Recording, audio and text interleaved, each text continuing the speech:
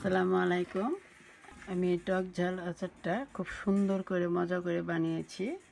তাহলে আজ আর কথা নেই, কীভাবে তৈরি করলাম দেখিয়ে দিচ্ছি। সিদ্ধ করে মিষ্টি ছাড়া, চিনি ছাড়া, একদম ঝাল টক সরিষার তেল দিয়ে তেলে ডুবা আচার বানিয়ে নিব। সিদ্ধ হয়ে গেছে, দেখুন কি সুন্দর সিদ্ধ হয়ে গেছে।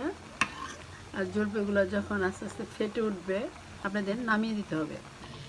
সিদ্ধ করার পরে এইভাবে একটু ফাঁকি করে নেবেন, ভেঙে নেবেন, হাতের স্পর্শ যেন না থাকে। আর খেয়াল রাখবেন সব বিচি দিবেন না, কিছু বিচি উঠিয়ে নেবেন।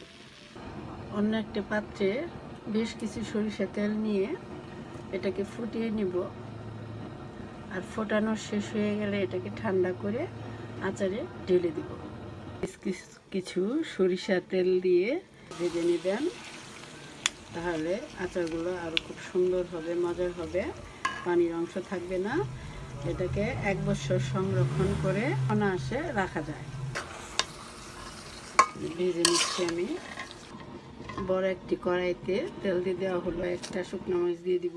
মরিচগুলো বেশি ভাজবো না, ভাজলে মচমচে হয়ে ভেঙে যাবে। মরিচগুলো আমান থাকতে হবে। 1 টেবিল চামচ কালো সরষে, সাদা সরষে মেজে দিব। 5 ফোড়ন, মরিচ, হলুদ এগুলো গুঁড়ো করে নিয়েছি ভেজে, অনেক সুন্দর। 5 ফোড়নটা গুঁড়ো করে নিয়েছি, এটা এখন করতে দিয়ে দিচ্ছি। আমি এর আগে লবণ দিয়েছিলাম, এজন্য অল্প একটু লবণ দিয়ে দিলাম। মশলাটা কষানো শেষ। আর ভালো করে মশলাটা কষানো হলে তখন আচারগুলো দিয়ে দিবেন, কারণ মশলা ভালো করে কষানো হলে আচার কখনো নষ্ট হয় না। এই যে দেখুন, এখন আমি এটাকে ঢেলে দিব ভাজা জলপাইগুলো চাড়িয়ে, তারপর তৈরি করে দিব।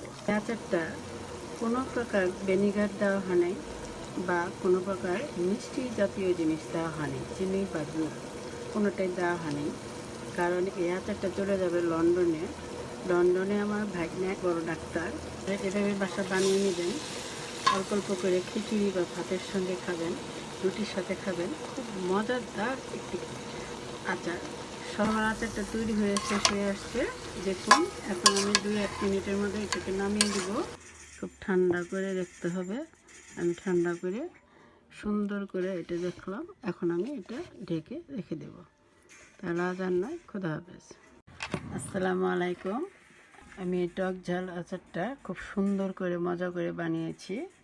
তাহলে আজ আর কথা নেই, কীভাবে তৈরি করলাম দেখিয়ে দিচ্ছি। সিদ্ধ করে মিষ্টি ছাড়া, চিনি